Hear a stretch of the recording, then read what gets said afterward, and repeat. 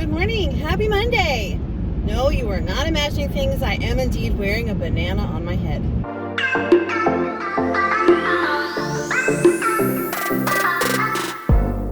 Why, you ask? Well, it's me for one thing, but really it's because it's Crazy Hat Day for Read Across America Week. So we are having themed dress up days every day this week for Read Across America. Today, in honor of Cat in the Hat, we're wearing crazy hats. So I'm participating in that aspect of it. In my classroom, we're going to read the books that go with every dress up day. But that's about the extent of the Dr. Seuss that I'm going to do this week, just because I have a lot of report card testing to do and reviewing and just normal life to do. So there's not a lot of time for anything extra. I do have my classroom set up as a campground, as you saw. And I'm trying to get there a little early today. It's just a little after 7 right now, so that hopefully I can pull the turf into my classroom and lay it over my rug. I will have to move a few things because there are some things in its path from the doorway to where it needs to go. But I think I can get it done. I have a whole list of things I need to do today, but not nearly as much as I would have had if I hadn't gone in on Saturday. And Wednesday is the first grade music program. That's going to be really cool at the end of the day. So we won't have our reading intervention time. So that's one less of those to plan for. Today for that, we're going to do a little assessment. Like, we can assign lessons on iReady. So I've gone in and clicked all the kids that are in this intervention group with me and my teamie, because we're teaching the same thing. And I've assigned them a lesson so we can see how they did. And we can check and see how they did on their lesson. So that's what we're doing today, because it's supposed to be a 20-minute lesson, and that will be perfect. They'll have time to get in there, get on the iPad, get started, and get done before time's up, because we have 30 minutes for intervention.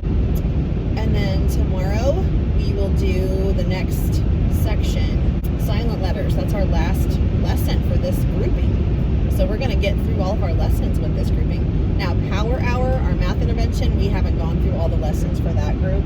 So this week is all about problem solving. So we're going to do fact families today, and then we're going to be doing problem solving, like word problems, tomorrow. And then Wednesday, I have made a review booklet of all of the skills that we have done thus far. So we're doing a review of all the skills to see how they do. And I've used an Amy Lemon's resource and Olivia Lemon's, her sister-in-law. They make those solve to create things where they complete a task and they earn a piece to create something at the end. And this is a rainbow. They get to make a rainbow, and it's got four arches and then clouds and eyes. So it has 6 pieces. So I took her editable slides and I went through all the skills that we have worked on in this group, and I put 1 skill per slide because we had 6 skills. That was really handy. So we've got just a review of everything we've done for this group. So they'll work through each page, which has more than one thing on it. They have several different examples of the thing that we taught. When they finish that page, they'll bring it to us. So there are 3 of us doing this group. So 3 of us will be working on this. They'll bring the booklet to us and let us check their page. And if they got it all right, they will get to take their key and open up a lockbox that has that piece in it. And I'm going to give all of the kids a Ziploc bag to collect their pieces in. And we'll put their names on them. And then we'll just keep working through that on Wednesday and Thursday till they've earned all their pieces. And they should probably earn all their pieces on Wednesday. But if not, we have a little bit of time on Thursday where they can still work on a few of the things, and then they can put it together, and it won't take much at all. They just need to glue the rainbow pieces together, stick on the clouds and the eyes, and they're done. But the most important thing, of course, is the skill practice, and we want to see how they're doing. So that's kind of an assessment of sorts. I think it'll work out fine. And they really like making those things. Like, we did the love bug for Valentine's Day, and it was kind of the same thing, but it was all just problem solving. It was like word problems, addition and subtraction. And then we're starting money today, so I need to do my pre-assessment today. And then I'm going to review after the assessment, review the coins and their values with them, because that's about all the time we'll have. I won't have time for a full lesson after the assessment. All right, I'm gonna go for now. I should probably be able to check in with you at lunchtime, unless I'm running around like a crazy person trying to get stuff set up. We'll just have to see how that goes. But morning week should go pretty smoothly. And so I'll talk to you when I get the chance.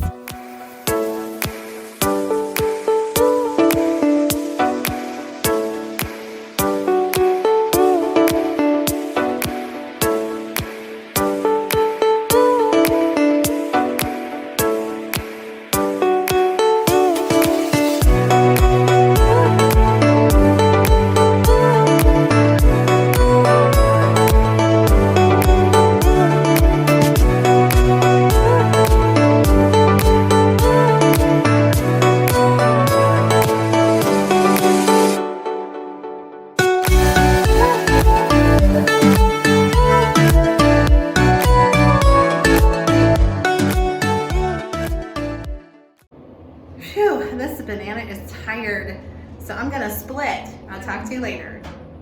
Good afternoon. It's like 4:30 and I'm heading home via a Redbox machine. I need to return a couple of movies. We kind of had a movie watching marathon at my house this weekend. Didn't do a whole lot besides watching movies and setting up the campground. My students loved it. They loved it. They came in and they go, "What in the world? Oh my gosh." I mean that. And then one student goes, "Can I put my things down, just look around?" I said, "Yeah, just put your stuff away and then you can look around." They're like, they're looking at stuff. They're like, "What's this for?" I said, "Well, I will explain everything to you when we're ready to do the activities, okay? And that way I won't have to explain it 20 different times. I can explain it one time to everyone at the same time. It'll be much better." And they're like, "Okay."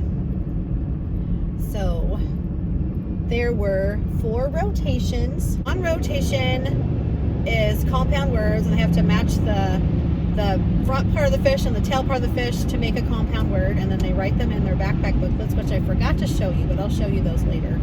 I'll like take a picture or something. I'll do something where you can see it sometime this week. They're working in them all week, so I'm collecting them after they do the rotation, since they're only doing 1 a day. So the fishing thing, after they find all their compound word fish and write them in their book, and I check it, that's the key, checking it, because it's a review thing. Then they get to actually go catch the magnetic fish. So I moved the boat out and they got to go sit in the boat and catch the fish from the boat. That was really fun for them. I should have gotten another fishing pole. I might need to swing by Menards and get another pole. I got them at a different Menards though, so I'm not sure if I can find it, but maybe they can just take turns. I have 4 poles and there are 5 in the group. So I was thinking I'd do 5 groups, but then I'm not going to be doing Thursday, so that wouldn't work for my week. Anyway, I'll figure something out. So that was one station. Another one was listening to, I cannot remember the name of anything today. Anyway, that was Main Idea and Detail. So they watched the story 2 times on YouTube, and then, or listened to it really. And then they got to pick out the main idea and 2 details that told that was the main idea. Another rotation was the antonyms of the picnic.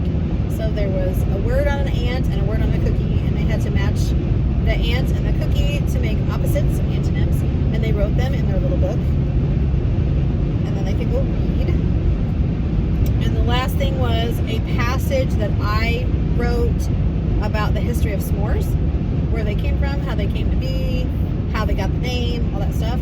And then it was modeled after Miss DeCarbo's text evidence passages, so they had to highlight different things in the text to answer the questions different colors, and then they got to write their opinion of s'mores.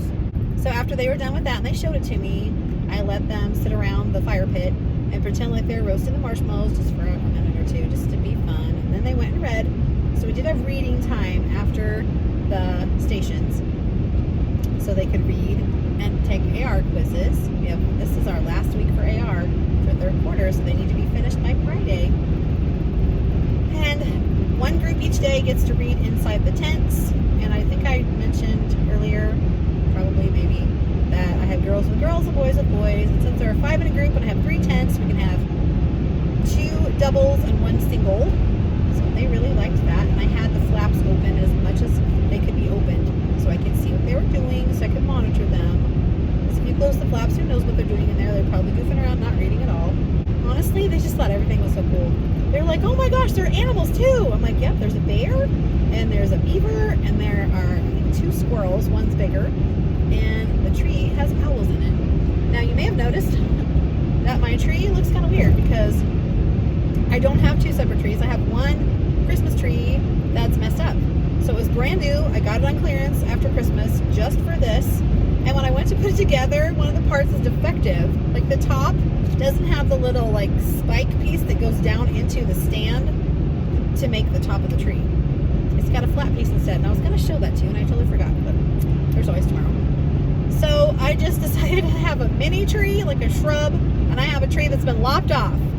So the lopped off tree, that is why it has an owl nest in it, because I was like, well, I don't know what else to do. So that's the owl tree. The kids thought that the owl tree was so cool, and the little baby owlets were so cute. A student gave me those owls one year when I had an owl classroom. So I had those 2 fabric owls that someone had made me, and then one of the kiddos had their mom's friend crochet, I think they're crocheted little baby owls in the nest that they're in. So I had that out of my owl classroom, so I just saved everything. That's where the owl pillows came from too. The one that's in my leather reading chair and the one that's on my step. Those were from my owl classroom a few years back from 1st grade. That was about the extent of our day. I am almost home, and I'm so glad. I just need to make sure that I stop by the store to take these movies back, because I don't want to get all the way home and realize that I forgot to stop and put them away. So I could go to Walmart. I might just do that because it's totally on my way. I have a banana hat on and I'm okay with it. Kind of didn't want to go out and have a banana hat on my head, but whatever. People just be like, you have a banana on your head. I'll be like, I do? Weird. I said that to some of the kids today. You have a banana on your head. I'm like, what? Where? I don't see anything. Oh, it was funny. My kids, okay, you know that big scene setter thing I have across the back of my room? So it's not super tall, right? Because it's on the garment racks. The kids are like, Miss Bond, we can see your hat. So I'd go under the thing to get something off my desk, and I'd come back out again. Like I'd leave my computer back there and have to go under. I'd leave my glasses back there and I couldn't read, so I'd go under. I left my stapler back there. You know, I just had to keep running back there and getting stuff. It just shows you how much stuff you use off your desk. Anyway, so I'd come back out. They're like, Miss Bond, we can see the top of your banana back there. I'm like, well, I guess I can't hide from you back there now, can I? Unless I take the hat off. And they're like, yeah. They thought that was really funny. Ugh. So I did not get any reading testing done today, but that's okay because there was no time to do it because we had the visitors coming. So tomorrow's the day. Tomorrow I'm going to get some testing done. Yes, yes, yes. Lots and lots. We did get a good chunk of our drafting done of our informational reports today. I'm very proud of the kids. They did a very nice job. Everybody, except for like one student, I think, has all of their facts. And several of them are almost completely done writing their draft. And the rest of them should be able to finish it tomorrow. So that's exciting.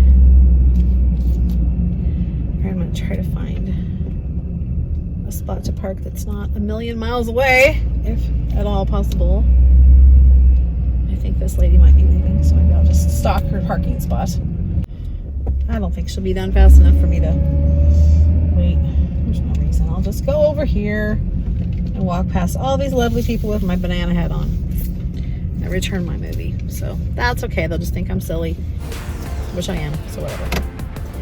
Okay, I will talk to you tomorrow.